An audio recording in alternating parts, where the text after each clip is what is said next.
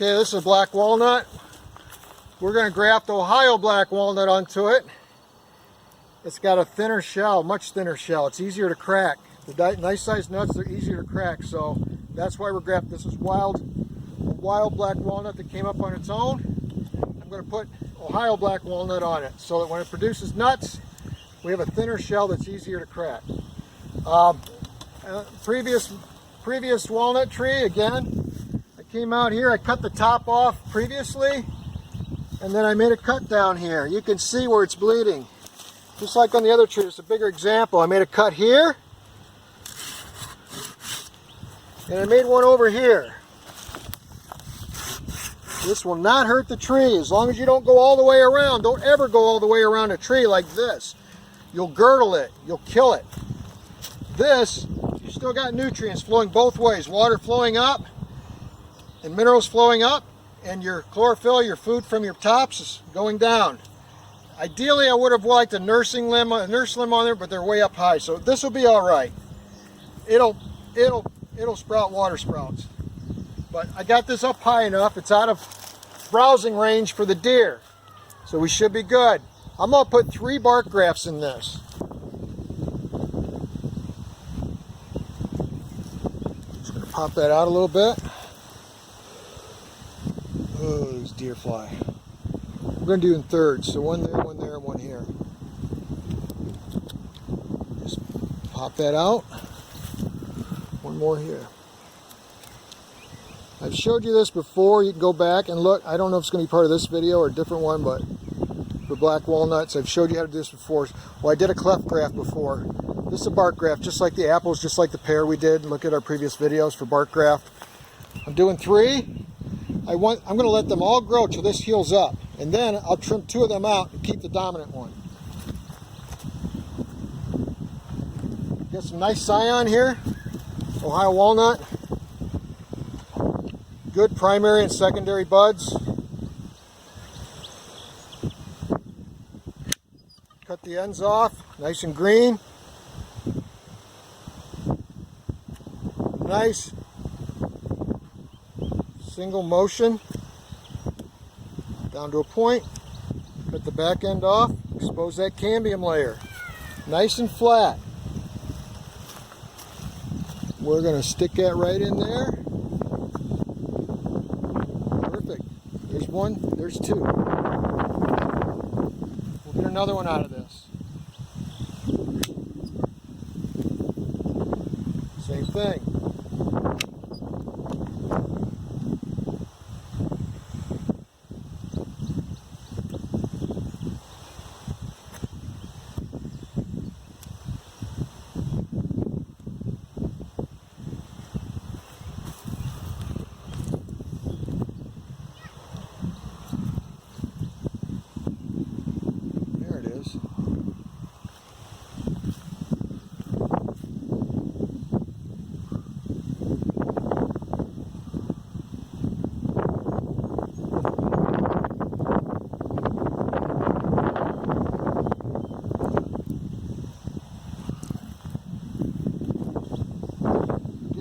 We've done quite a few. I did a bunch at my dad's house for him.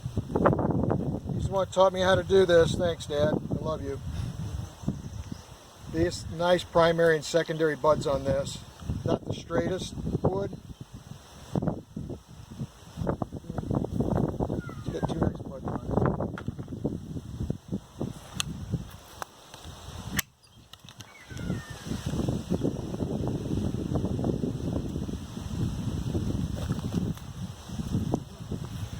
Like that. We're going to come in here and slip our 3rd one in. Slip it down in. You want that to match up nice and tight. Bring it up here. Nice and tight. Butt it against the edge over here that wasn't peeled back. Nice and tight. You want that cambium layer to make contact inside there, up against the side and in the bottom. And that's it. We got buds there.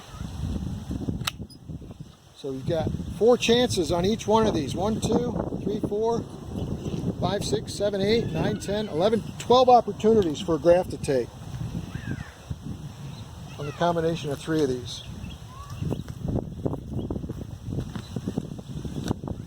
poly tape.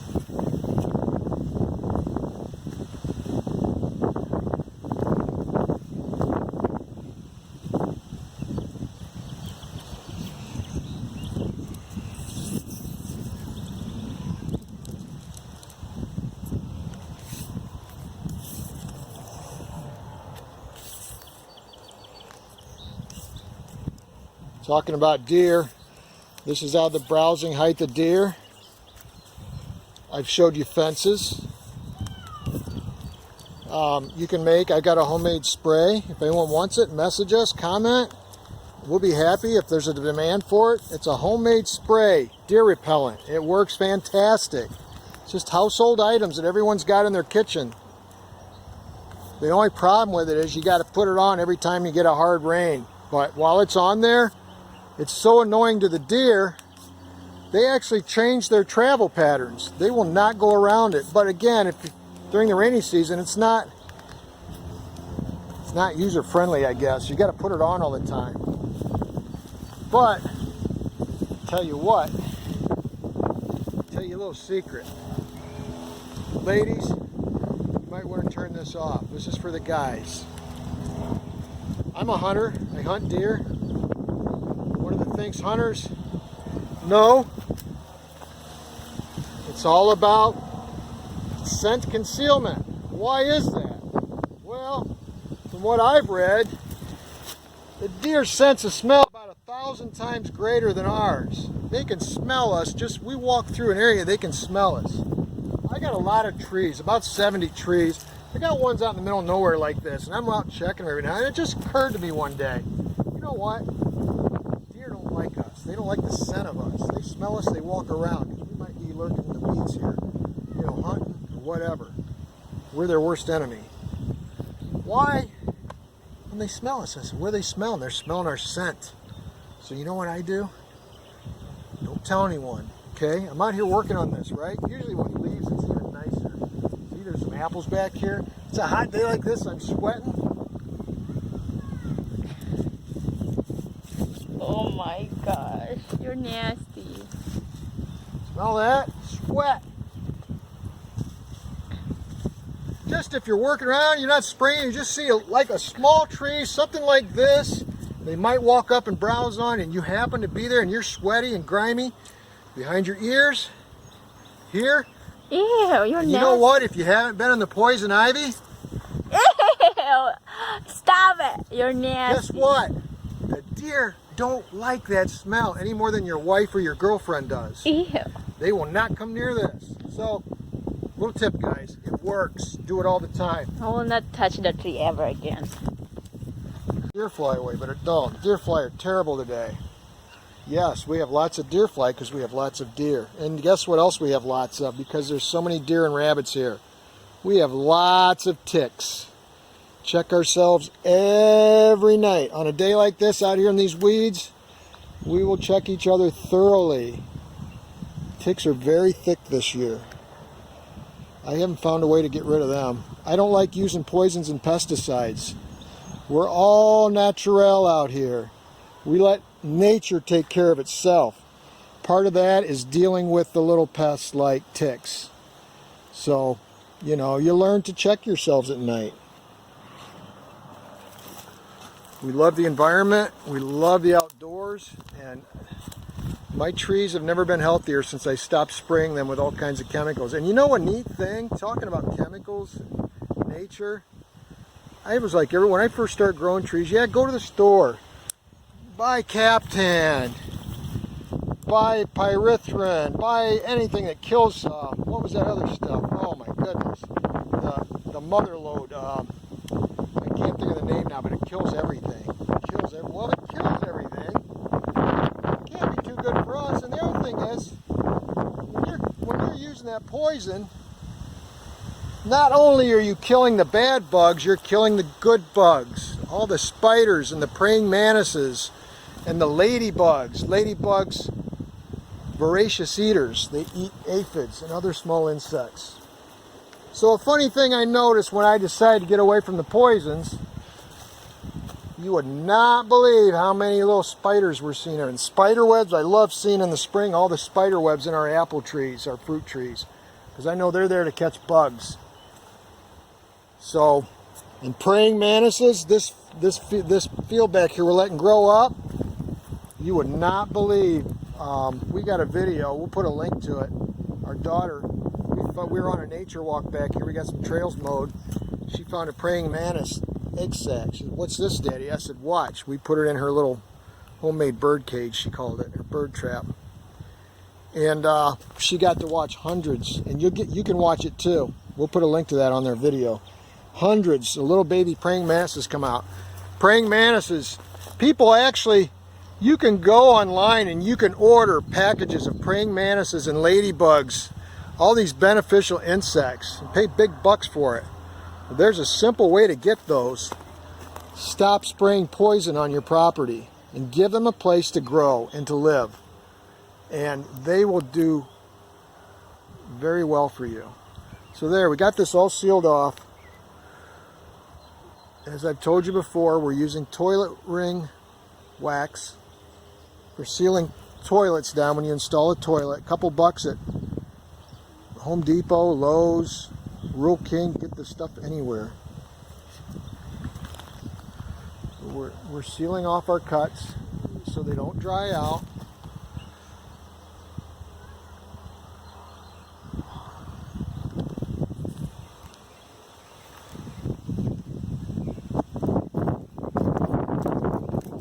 Oh, I can smell the wild grapes blooming right now. What a fantastic smell.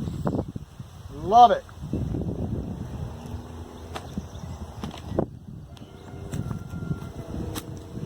Wax tape, seal it off really good, no moisture comes in or out, no air gets in to dry it out. This needs time to heal. Hopefully these will take. You'll see it didn't bleed up here. Look at our other, like I said, I don't know how we're going to post this, whether they're both together or separate. If they're separate, look at the link. We did another one, they'll probably be together, but walnut trees bleed when you cut them. Make sure where you're grafting is not bleeding. If it's bleeding, your graft will not take. It will die. Do these cuts. See where it's bleeding down here? That's why we cut that down there. It's going to bleed down there first. It doesn't get up here to bleed. And don't worry, there's still enough moisture. These are going to take.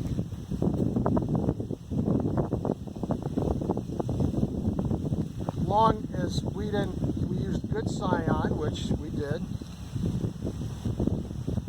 We sealed it off good. As long as we did a good graft, I'm hoping we did. We're going to know. We're going to know here in about a week. Probably 4 to 5 days. Because this is middle of June. They're going to take real quick. Another question people may have, is it too late to graft? Or when? As long as your wood is slipping, you can graft. Now, do you want to graft in the middle of the summer? Is it going to have time to grow? I mean, that comes into bud grafting. Bud grafting is something you want to do in the heat of summer, late summer, when new buds have formed. We'll probably do some bud grafting down the road, but that's for another day. So this is done. Get everything sealed off. We'll check it in about a week.